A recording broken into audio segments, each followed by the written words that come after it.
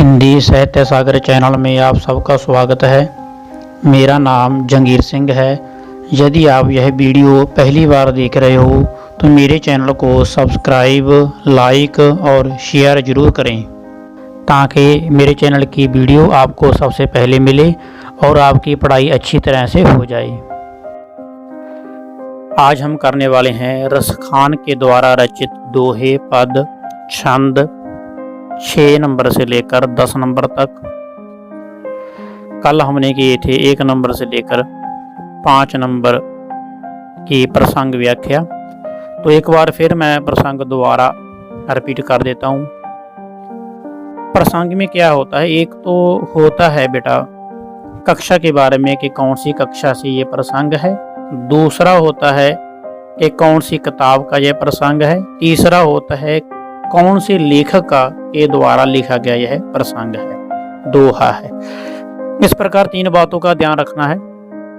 तो हम ऐसे लिखेंगे कि यह दोहा हमारी पाठ्य पुस्तक BA सेकंड सेमेस्टर 3rd की रीति सौरभ किताब में से रसखान के द्वारा लिखा गया दोहा है, जिसमें गोपियों और श्री कृष्ण जी की प्रेम लीला का वर्णन किया गया है।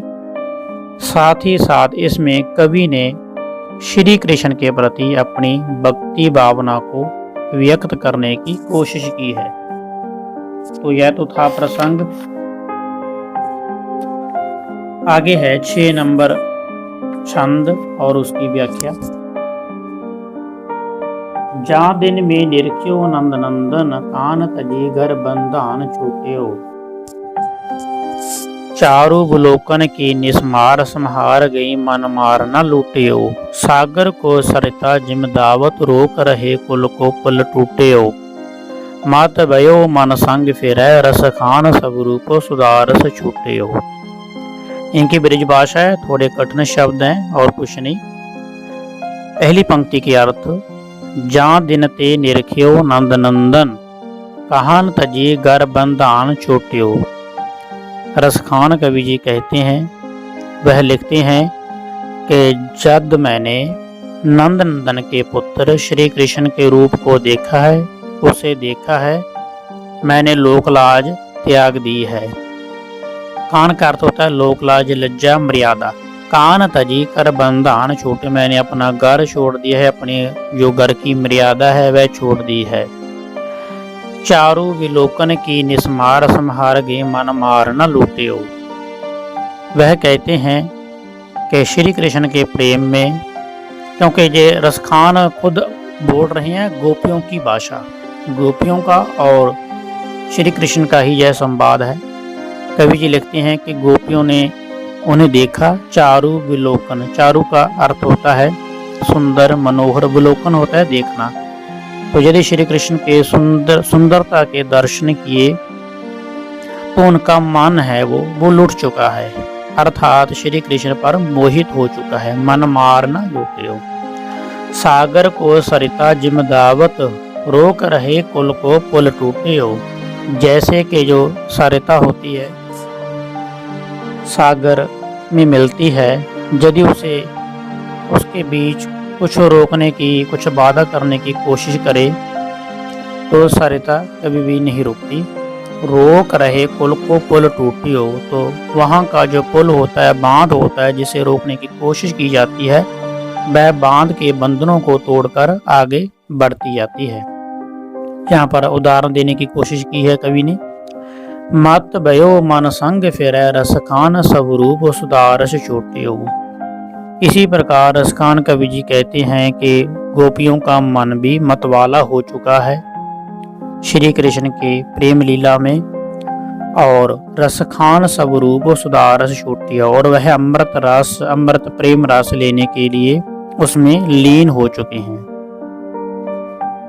आगे है, ब्रह्म में ढूंढियो प्राणन, गानन वेद ऋचा सुन चौगनी चायन। देखो सुनो कबहु न कि तुहूँ, वह कैसे सब रूपो कैसे सुबाहन। टेरत हेरत हार पर्यो, रसखान बतायो ना लोग लुगायन। देखो दुरा वह कुंज कुटीर में, बैठो पलोडत राधिका पायन। कवि जी कहते हैं कि मैंने ब्रह्म में ढूंढा, प्राणों में ढूंढा, वेदों में ढूंढा, बहुत चौगुना प्रयास किया, चौगुने चायन, चौगुने उत्साह से श्री कृष्ण जी को ढूंढने की कोशिश की, लेकिन ढूंढ नहीं पाए। देखो सुनो कबहु ना कित हूँ, वह कैसे स्वरूप और कैसे सुबायन। मैंने बहुत प्राणों में देखने की कोशिश की, बहुत वेदों में देखने की कोशिश की, लेकिन मैं देख नहीं पाया, उसे सुन नहीं पाया। देखो सुनियो कबहु न कित हूँ, किसी प्रकार किसी जगह पर भी मुझे श्री कृष्ण जी के दर्शन नहीं हुए और मैं उसे सुन नहीं पाया। वह कैसे स्वरूप हैं, कितने सुंदर हैं, कैसे हैं और कैसे सुभायन, उसका स्वभाव कैसा है। बहुत प्रयास करने के बावजूद भी मैं उन्हें देख नहीं पाया, सुन नहीं पाया। टेरत हेरत हार पर्यो रस खान बतायो ना लोग लोगायन। टेरत का अर्थ होता है देखना, हेरत का अर्थ होता है खोजना। मैंने देखने की कोशिश की, मैंने खोजने की उन्हें कोशिश की, लेकिन मैं हार चुका, थक गया। हार पर्यो रस खान बताओ ना लोग लोगायन। लोग का अर्थ होता है लोग, पुरुष पात्र, लोगायन का अर्थ है स्त्रियां। तो लोगों ने मुझे कुछ भी नहीं बताया, ना स्त्रियों ने कुछ बताया श्री कृष्ण जी के बारे में, ना लोगों ने बताया, पुरुषों ने बताया। देखो दुरो वह कुंज कुटीर में बैठो पलोटत राधिका पायन। तो मुझे पता चला कि मैंने देखा कि वह कुंज कुटीर की जगह में बैठे हैं और राधिका के, पलोटत होता है चरण, पायन का अर्थ होता है चरण, पलोटत का अर्थ होता है दबाना, सेवा करना। तो कुंज कुटीर जगह पर बैठे हैं और राधिका के चरणों को दबा रहे हैं, अर्थात सेवा कर रहे हैं। बैन वही उनको गुण गाई, कौन वकान वही उन बैन सुसानी। बैन वही उनको गुण गाई आओ, कान वही उन बैन सुसानी। हाथ वही उन गात सरय, और उपाय वही जो उही अनुजानी। जान वही उन प्राण के सांगाओ, मान वही जो करे मन मानी। त्यों रस खान वही रस खान जो है, रस खान सो है रस खान। निजय दोहा बेटा आपकी 10वीं कक्षा का है, उसमें भी रस खान के दोहे हैं, यह दोहा वहीं से लिया गया है। वैन वही उनको गुण गाई। और कवि का कहना है कि गुणगान करना, श्री कृष्ण जी को याद करना, वही शब्द वही विचार अच्छे हैं। कान वही अच्छे हैं जो उनकी वाणी को सुनते हैं। कान वही उन बैन सुसानी, उनके बैन उनकी वाणी को सुनते हैं। हाथ वही उन गात, हाथ भी वही अच्छे हैं जो उनकी सेवा करते हैं, गात करते हैं। हाथ वही उन गात सरय, और पाई वही जो वही अनुजानी।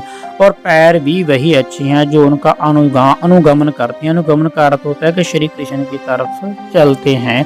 वही पैर अच्छे हैं, वही हाथ अच्छे हैं जो उनकी सेवा करते हैं। वही कान अच्छे हैं जो उनकी वाणी को सुनते हैं और उनका गुणगान करते हैं। जान वही उन प्राण के संग, और मान वही जो करे मनमानी। जान का अर्थ है उन्हें याद करना, श्री कृष्ण जी को याद करना। प्राण वही श्रेष्ठ हैं जो उन्हें याद करते हैं, अपने मन में बसाए हुए हैं। जान वही उन प्राण के संग, और मान वही जो करे मनमानी। और मन वही है जो श्री कृष्ण जी को अपने मन में याद रखें। क्यों रस खान वही रस खान जो हैं, रस खान कवि जी कहते हैं, तो रस खान भी वही है। रस खान का अर्थ यहाँ पर है, एक रस खान का तो रस खान ही हो गया। क्यों रस खान वही, अर्थात वही रस खान है, वही कवि है। कौन सा रस खान जो है, जिसमें रसों की खान है, श्री कृष्ण का अमृत रस उसमें है। रस खान, रसों की खान जो है, रस खान सो है रस खानी। वही रस खान है जो रसों की खान, अर्थात श्री कृष्ण जी को, श्री कृष्ण जी के प्रेम रूप को, प्रेम रस को लेता है। अति सुंदर हरि ब्रज राजकुमार महामृद बोलन बोलत हैं। लख नैन की कोर कटाक्ष चलाए, कै कलकलाज की गांठन खोलत हैं। सोनरी सजनी अलबेलो लल्ला, वह कुंजन डोलत हैं। रस खान लखे मन बूढ़ गयो, मधुरूप के सिंधु कुल्लोलत हैं। अति सुंदरी ब्रज राजकुमार। गोपियां कहती हैं, रसखान कवि जी ने गोपियों के द्वारा अपनी बात रखने की कोशिश की है। गोपियां कहती हैं कि अति सुंदर है ब्रज का राजकुमार, अर्थात श्री कृष्ण जी अति सुंदर हैं, बहुत सुंदर है। महामृद बोलन बोलत है। महामृद का था बहुत मीठी मीठी बोल बोलना। श्री कृष्ण जी बहुत मीठी मीठी बोल बोलते हैं। लख नैन की कोर कटाश चलाए कै, लाज की गांठन खोलत हैं। गोपियां कहती हैं कि उन्होंने श्री कृष्ण जी ने अपने नैनों के द्वारा, नैनों के कटाक्ष के द्वारा, नैनों की निगाह के द्वारा कटाक्ष चलाकर लाज की गांठन खोलते हैं, उन्हें भी भयभीत कर दिया है, लज्जा की गांठें खोल दी गई हैं। सुनरी सजनी अलवेलो लल्ला, बह कुंजन कुंजन डोलत हैं।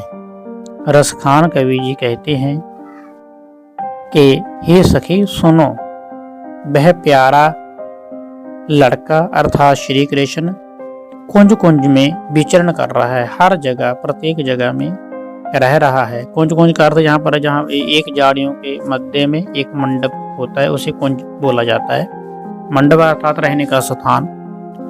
विचरण करते हैं, उसे देखते ही मन डूब जाता है। रसखान लखे मन बूढ़ गयो। बूढ़ का अर्थ होता है डूब जाता है। रसखान जी लिखते हैं कि उनका मन उन्हें देखते ही, कुंजन में देखते ही मन डूब जाता है। मद रूप के सिंधु कलोलत हैं। उनका जो मन है श्री कृष्ण के रूप को, सब रूप को देखकर डूब जाता है और उसका मन क्रीड़ा करने लग जाता है। कलोलत होता है कलोल करना, क्रीड़ा करने लग जाता है।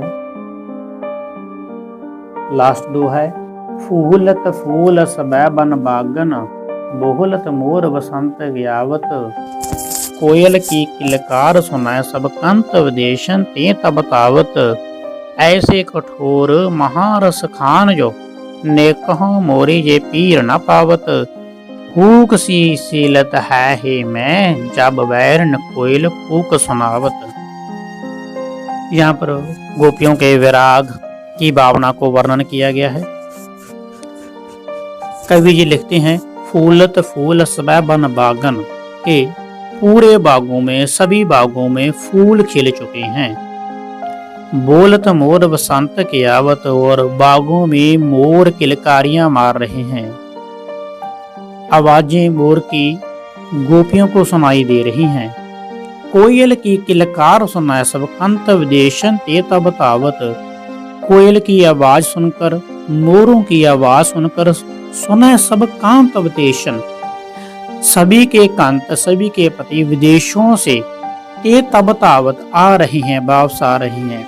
क्योंकि बसंत ऋतु है, मौसम बढ़िया है, अच्छा है और बागों में फूल खिले हुए हैं। बागों में मोर और कोयलों की आवाजें सुनकर सभी के पति विदेशों से वापस अपनी पत्नियों के पास आ रहे हैं। ऐसे कठोर महारस खान जो नेखो मोरी ये पीर न पावत। रस खान जी कहते हैं, लेकिन हमारे प्रीतम पता नहीं कैसे हैं। गोपियों के द्वारा यह बात कहलाई गई है कि पता नहीं ये हमारे प्रीतम कैसे हैं। गोपियां श्री कृष्ण की उड़ीक कर रही हैं, उन्हें याद कर रही हैं। सभी के पति विदेशों से वापस आ चुके हैं, लेकिन ये कठोर हैं। श्री कृष्ण जी बड़े कठोर हैं। ऐसे कठोर महारस खान जो नेकों मोरी ये पीर न पावत, हमारे दुख को दुख मानते ही नहीं है, हमारी पीड़ा को वह समझते ही नहीं है, इसीलिए वह वापस नहीं आ रहे हमें मिलने के लिए। श्री कृष्ण जी कहीं पर भी दिखाई नहीं दे रहे। कूक सी सीलत है हे मैं, जब बैरन कोयल कूक सुनावत। तो गोपियां कहती हैं कि हमारे हृदय में बहुत ज्यादा पीड़ा होती है। कब हुक सी सीलत है हे में, हमारे हृदय में एक भावुकता सी निकलती है, एक हुक निकलती है, एक दर्द निकलता है।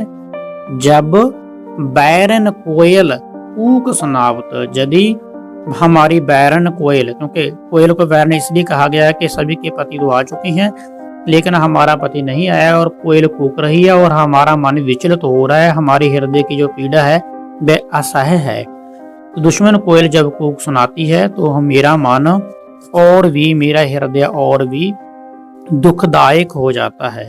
तो यहाँ पर गोपियों के द्वारा श्री कृष्ण के ना मिलने से उनके हृदय के भावों को व्यक्त करने की कवि ने कोशिश की है। कल हम नए कवि की कविता, उनके छंदों की व्याख्या करेंगे। आज के लिए इतना ही। आपका बहुत बहुत आभार। धन्यवाद।